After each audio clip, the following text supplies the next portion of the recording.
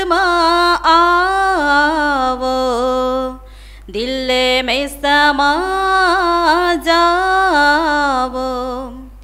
तुम हो प्रेम प्रतीक, तुम हो दया निधान, तुम हो प्रेम प्रतीक, तुम हो दया निधान।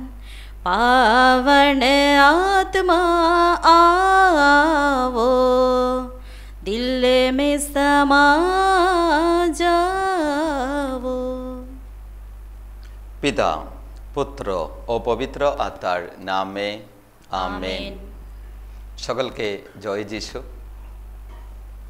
খ্রিস্টে আমার প্রিয়জনেরা, পুনরায় আমরা প্রভুর বাণী শুনতে এবং সেই বাণীর শক্তি উপলব্ধি করতে প্রভুর কাছে চলে আসি। তিনি আমাদের সহায়ক, আমাদের শক্তি, আমাদের প্রেরক এবং আমাদের চালক। যিশুতে বিশ্বাস, ভরসা এবং তার ভালোবাসায় আমাদের জীবনটা পরিপূর্ণ করতে আজকে দিন এসো আমরা প্রার্থনা করি। প্রভু আপনাকে, আপনার পরিবারকে এই বাণীর মাধ্যমে এবং এই বাণীর শক্তিতে ঘিরে রাখতে এবং বাণী অনুসারে জীবনযাপন করতে আপনাদের সকলকে সাহায্য করতে এবং প্রেরণা দিতে প্রার্থনা করছি। আজকে আমরা বেনসিরা গ্রন্থ অধ্যায় 33, 16, 17 এবং 18 পদ দেখব। বেনসিরা অধ্যায় 33। আমরা জানি পুরাতন বেদিতে 7টা বই আছে। সেই বইগুলোকে আমরা বলি জ্ঞানের পুস্তক। জবের গ্রন্থ থেকে শুরু করে বেনসিরা গ্রন্থ পর্যন্ত 7টা বই আমরা দেখতে পারি। প্রত্যেকটা বইতে প্রিয়জনেরা প্রভুর জ্ঞান ভরা আছে। সেই বইগুলো দেখলে পড়লে প্রভু আমাদের সকলকে জ্ঞানী মানুষ করবে এবং ঈশ্বরের জ্ঞানে আমাদের জীবনটা পরিপূর্ণ হবে। আজকে আমরা দেখছি বেনসিরা অধ্যায় 33, 16 থেকে পদ। আমি যদিও সকলের পরে এসেছি, তবু অধ্যয়নে নিবিষ্ট থাকলাম। হ্যাঁ, আঙ্গুরফল সংগ্রহকারীরা যা ফেলে রেখেছে তা কুড়োয় এমন মানুষের মতো প্রভুর আশীর্বাদে লক্ষ্যে পৌঁছেছি।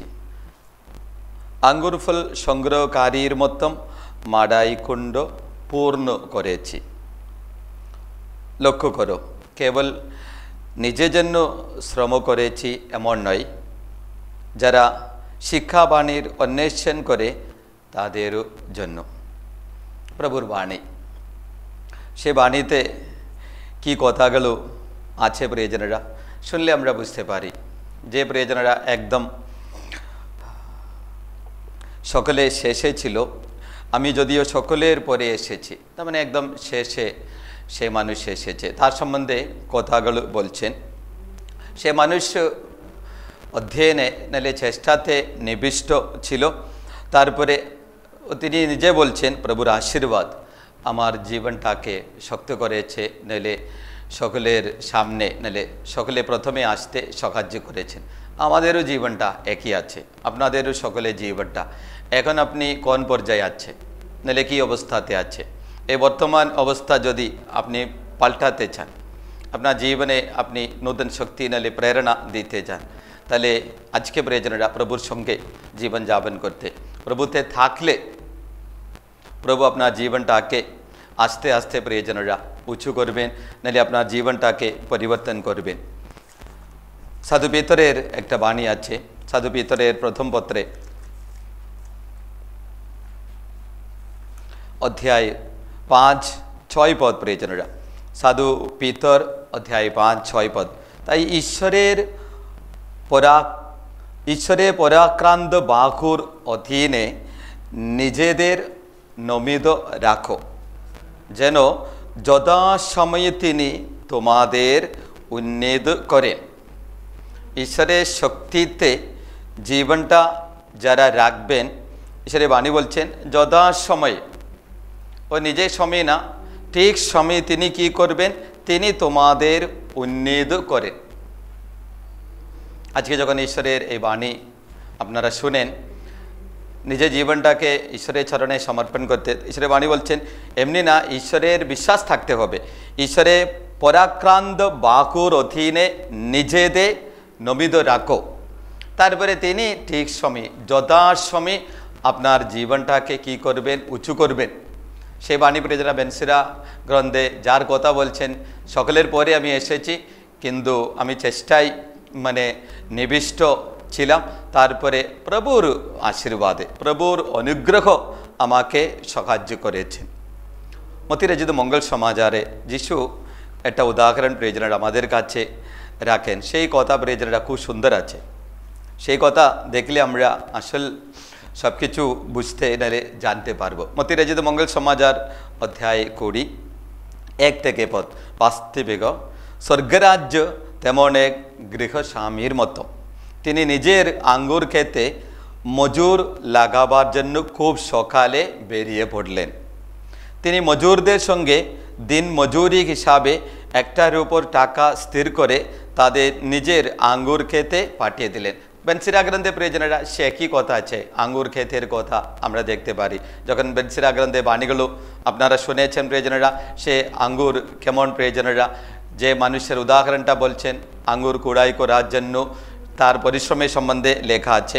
তার মানে কি আছে, যিশুর সময় আমরা তাহলে এই কথা প্রিয়জনেরা এখন নির্ণয় করতে পারি আঙ্গুর চাষ প্রায় হতো।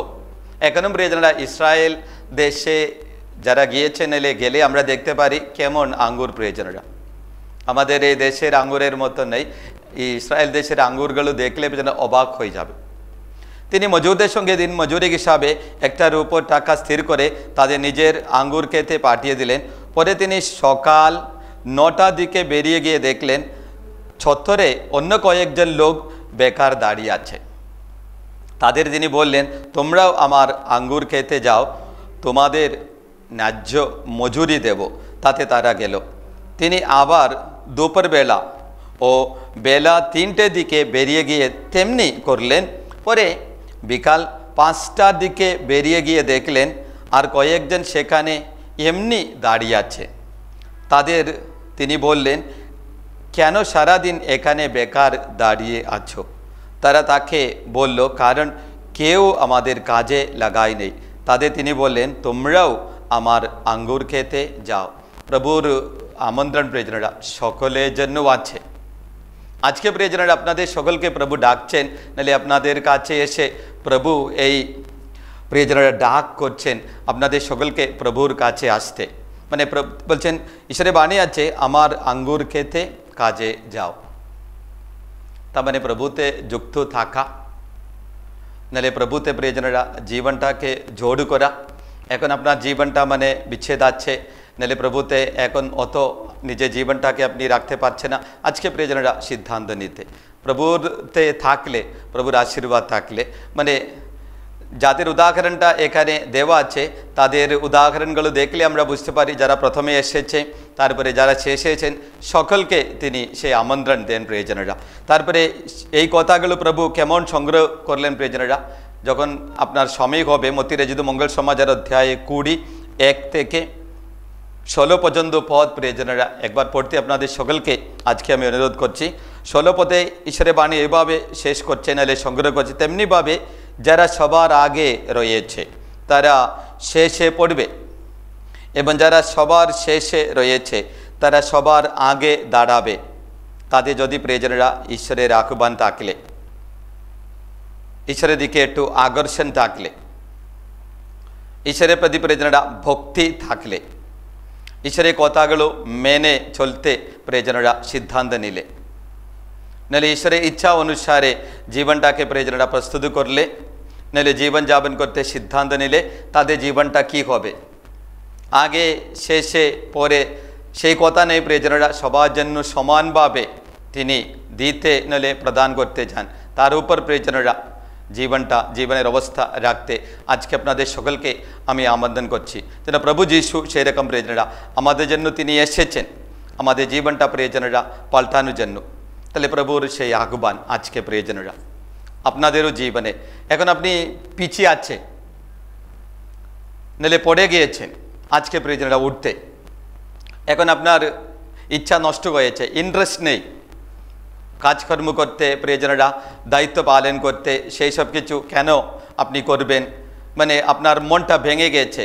আজকে প্রিয়জনেরা প্রভুর সেই বাণীতে প্রিয়জনেরা পুনরায় জেগে উঠতে প্রভু আমাকে মানে প্রেরণা দিচ্ছে। মানে যেমন যার উদাহরণটা বেনসিরা গ্রন্থে আছে, প্রিয়জনেরা সবার পরে আমি এসেছি, তবুও আমার চেষ্টা ছিল, তারপরে এখন আমি আমার লক্ষ্যে পৌঁছেছি। উদ্দেশ্য কি আছে প্রিয়জনেরা? যে লক্ষ্য জীবনে আছে সেই লক্ষ্যে পৌঁছানোর জন্য। প্রার্থনা জীবন হতে পারে, আপনার চাকরি জীবন হতে পারে, নাহলে আপনার পরিবারের জীবন হতে পারে। নিশ্চয়ই প্রিয়জনেরা আপনাদের প্রত্যেকজনের মনে কিছু না কিছু লক্ষ্য আছে, পরিবারকে নিয়ে, নাহলে আপনাদের ছেলে মেয়েদের নিয়ে। তাহলে প্রভুর এই বাণীতে প্রিয়জনেরা বিশ্বাস করলে প্রভু ঠিক সময়ে জীবনটাকে প্রিয়জনেরা উদ্ধার করবেন, ঠিক সময়ে প্রভু আপনার জীবনে কাজ করবেন। যেমন প্রিয়জনেরা ঈশ্বরের বাণী আছে, ফিলিপিদের কাছে সাধু বলে ধর্মপত্র অধ্যায় 4:13 পদ, যিনি আমাকে শক্তি যোগান তার মধ্যে আমি সব কিছু করতে সক্ষম। মনে করে প্রিয়জনেরা প্রভু আমাকে শক্তি প্রদান করে, তাহলে আমি সব কিছু করতে পারি, নাহলে আমার ক্ষমতা আছে। কেননা প্রভু আমার এমন প্রিয়জনেরা ইন্ধন প্রদান করছে। এখন মানে প্রিয়জনেরা সেই ইন্ধনটা আপনার জীবনে নয়, পুড়িয়ে গেছে, নাহলে শেষ হয়েছে, তাহলে প্রিয়জনেরা পুনরায় সেই জায়গায় আসতে প্রিয়জনেরা, তাহলে আপনার জীবনটাকে প্রভু ভরিয়ে দেবে। রোমীদের কাছে সাধু বলে ধর্মপত্র অধ্যায় 8:31 পদে ঈশ্বরের বাণী বলছেন, ঈশ্বর যখন আমাদের সপক্ষে, কে আমাদের বিপক্ষে? কারো পক্ষে সম্ভব না প্রিয়জনেরা আমাদের বিরুদ্ধে দাঁড়াতে। যখন আপনি বিশ্বাস করেন, যখন আপনার মনের এমন ধারণা আছে, নাহলে মনের শক্তি আছে, ঈশ্বর আমার সঙ্গে আছে, এই পার্থিব জীবনে আপনি জিতবেন, আপনাকে জিততে হবে। কেননা ঈশ্বর, সর্বশক্তিমান ঈশ্বর আপনার সঙ্গে, আপনার কাছে আছে, তাহলে আপনি কেন পরাজিত হবে? সিদ্ধান্ত নেবেন প্রিয়জনেরা, আপনি এখন মানে পিছিয়ে আছেন, নাহলে প্রভুর সেই ইন্ধন, প্রভুর এনার্জি আপনার জীবনে প্রিয়জনেরা নিতে, সেই এনার্জি আপনাকে মানে কত এনার্জিগুলো আছে প্রিয়জনেরা, সে এনার্জি ড্রিঙ্ক আছে, নাহলে এনার্জি দেওয়ার জন্য অনেক কিছু জিনিসগুলো পাওয়া যায়। প্রভু প্রিয়জনেরা আপনার সব থেকে বড় এনার্জি, সেই কথা মনে করবেন প্রিয়জনেরা, তাহলে এই জীবনটা আলাদা হবে, এই জীবনটা নূতন হবে।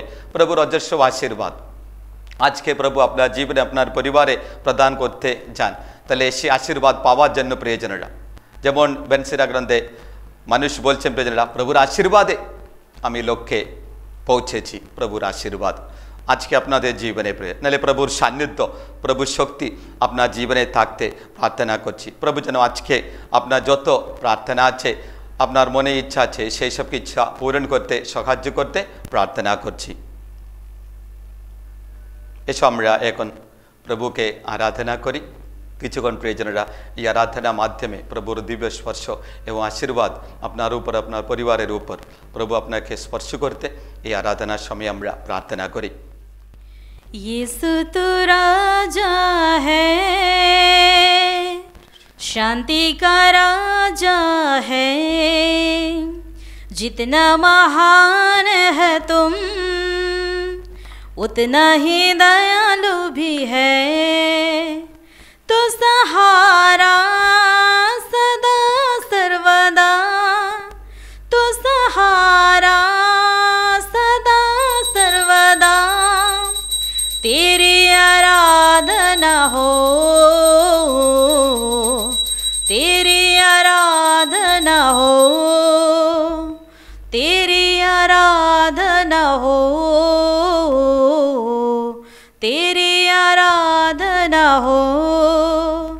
यीशु तू स्वामी है, सब कुछ का मालिक है। यीशु तू स्वामी है, सब कुछ का मालिक है। तो सहारा सदा सर्वदा, तो सहारा सदा सर्वदा, तेरी आराधना हो, तेरी आराधना हो, तेरी आराधना हो, तेरी आराधना हो।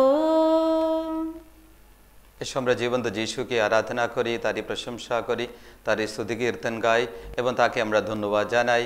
হালেলুয়া, হালেলুয়া, হালেলুয়া, হালেলুয়া, জয় যিশু জয়, জয় পিতার জয়, জয় পবিত্র আত্মা জয়। ধন্যবাদ যিশু, ধন্যবাদ পিতা, ধন্যবাদ পবিত্র আত্মা। আমরা তোমায় আরাধনা করি, স্তুতি করি, তোমাকে ধন্যবাদ জানাই। হালেলুয়া, হালেলুয়া, হালেলুয়া, স্তুতি গো, মহিমা গো, আরাধনা গো, তোমার স্তুতি গো, তোমার মহিমা গো, তোমার জয় গো। Hallelujah, hallelujah, hallelujah, hallelujah, hallelujah, hallelujah.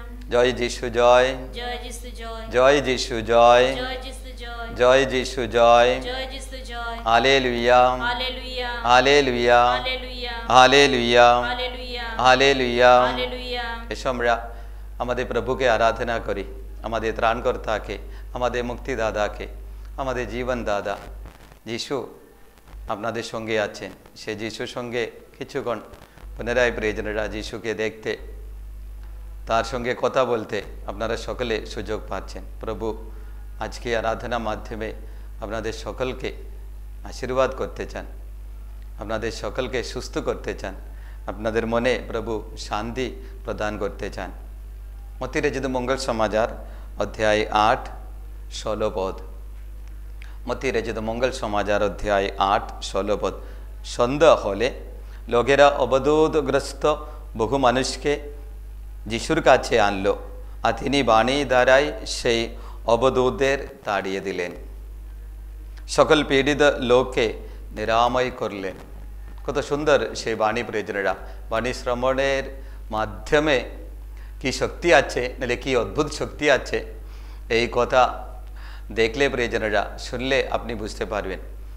সাধু পিতরের উদাহরণ আছে প্রিয়জনেরা। নাহলে শিমন পিতর যিশুর পুনরুত্থানের পরে তার দায়িত্ব প্রিয়জনেরা পালন করতে এখন যাচ্ছেন। শিষ্যদের অধ্যায় 3 সেই উদাহরণটা আমরা দেখতে পারি। জন্ম থেকে প্রিয়জনেরা খোড়া এক মানুষকে সেই মন্দিরে দ্বারে বসিয়ে রাখা হতো ভিতর, এবং যখন প্রিয়জনেরা যখন প্রার্থনা করতে মন্দিরে যাচ্ছেন তখন সে মানুষের সাথে তাদের দেখা হয়েছে, এবং পিতর এবং যখনের কাছ থেকে কিছু চাওয়ার ইচ্ছায় সে হাত বাড়িয়েছে, তখন পিতর তাকে বললেন, রূপ বা সোনা আমার নেই, আমার যা আছে আমি তোমাকে দিচ্ছি, নাজারেতীয় যীশু খ্রিস্টের নামে তুমি কেটে বেড়াও। সে বাণী প্রিয়জনের আজকে যখন আপনি আরাধনা করছেন, নাহলে আরাধনার পরেও নাজারেতীয় যীশু খ্রিস্টের নামে আমি বলছি, আমার মধ্যে যে রোগ আছে, আমার মধ্যে যে সমস্যা আছে, নাহলে দুঃখ কষ্ট আছে, দূর করতে আমি আদেশ করছি বললে প্রিয়জনেরা তাই হবে। কেননা প্রভু যীশু নামটা আপনি ধরছেন, সেই নামে শক্তি আছে। সেই নাম এবং সেই নামের শক্তি আজকে মুহূর্তে যখন প্রভুকে আপনি আরাধনা করছেন, সেই আরাধনার মাধ্যমে আপনার জীবনেও প্রভু সুস্থতা, আরোগ্য, মনের শান্তি, রোগ থেকে নিরাময় হওয়ার জন্য আমরা প্রার্থনা করি। কেননা ঈশ্বরের বাণী বলছেন, তিনি বাণী দ্বারাই, কোনো স্পর্শ নেই প্রিয়জনেরা, বরং শুধু তার বাণী আছে, তিনি বাণী দ্বারাই অবদূতদের তাড়িয়ে দিলেন। যিশু যখন কথাগুলো বলছেন প্রিয়জনেরা, যত মানুষ ওখানে উপস্থিত ছিল তাদের মধ্যে যত অবদূত মন্দ বার্তা সব ছিল, সেই সব কিছু বেরিয়ে গেল। দ্বিতীয় কথা বলছেন প্রিয়জনেরা, সকল পীড়িত লোককে তিনি নিরাময় করলেন। যিশুর কাছে প্রিয়জনেরা সুস্থতা আছে, সেই কথা বিশ্বাস করবেন।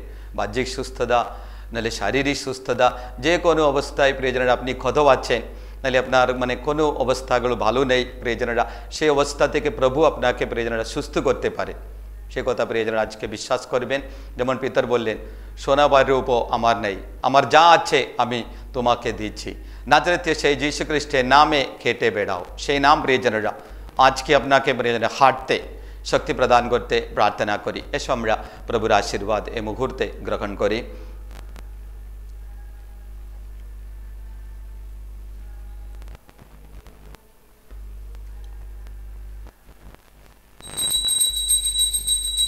हे परम पवित्र ईश्वरी संस्कार, प्रति मुहूर्ते प्रशंसा धन्यवाद तुम्हारी हो, पिता पुत्र पवित्र आत्मा जय हो, যেমন আদিতে হতো এখনো তেমনি হয় এবং যুগে যুগে চিরকাল হবে আমেন। হে পরম পবিত্র ईश्वरी संस्कार, প্রতি মুহূর্তে প্রশংসা ধন্যবাদ তোমারই হোক, পিতা পুত্র পবিত্র আত্মার জয় হোক, যেমন আদিতে হতো এখনো তেমনি হয় যুগে যুগে চিরকাল হবে আমেন।